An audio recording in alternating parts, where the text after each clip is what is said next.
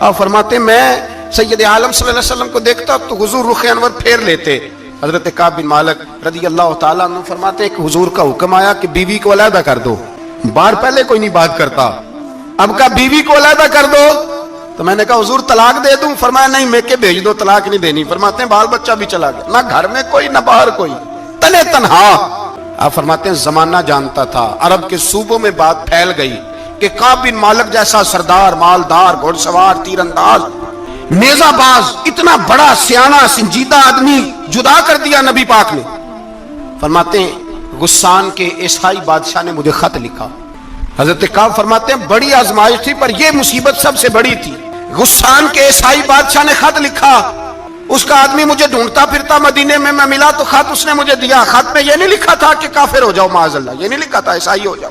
اس نے خط میں لکھا کہ کعب ہم نے سنا ہے تمہارے نبی نے تمہیں چھوڑ دیا، ناراض ہو گئے، تم تو اس قابل تھے کہ صوبے کے گورنر بنائے جاتے، تم تو بڑے عہدے کے قابل تھے، تمہاری تو شہرت ہے سارے علاقوں میں، تم آ جاؤ ہمارے پاس، ہم تمہیں بہت بڑا عہدہ دے دیں گے۔ حضرت کعب بن مالک فرماتے ہیں اب میری چیخیں نکلی، اب میں تڑپ کے رویا۔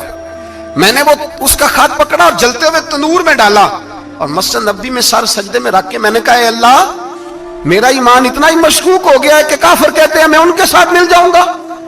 اے اللہ، میرا ایمان اتنا مشکوک، کافر سمجھنے لگے ہیں کہ میں مسلمانوں کو چھوڑ کے ان سے اتحاد کروں گا۔ یہاں لوگ کہتے ہیں ہم نے پریشر کے لیے ان کو ساتھ ملایا، ہم نے پریشر کے لیے کافر سے سمجھوتا کرو گے، اپنے بھائی پر ظلم کرنے کے لیے بے ایمانوں کے ساتھ دوستی کرو گے۔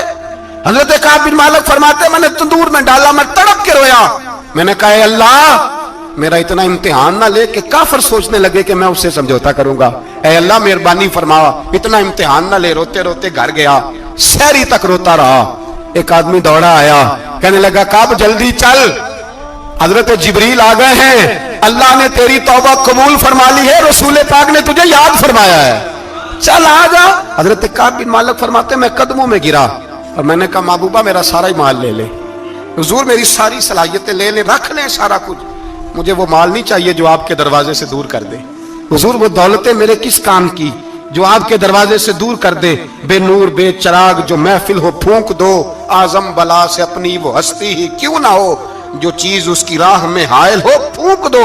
حضرت کعب بن مالک رضی اللہ تعالیٰ عنہ نے ایک منٹ کے لیے بھی کافر سے سمجھوتا کرنا پسند نہ کیا، جبھی تو اللہ نے توبہ حضرت جبریل کے ذریعے نازل فرمائی۔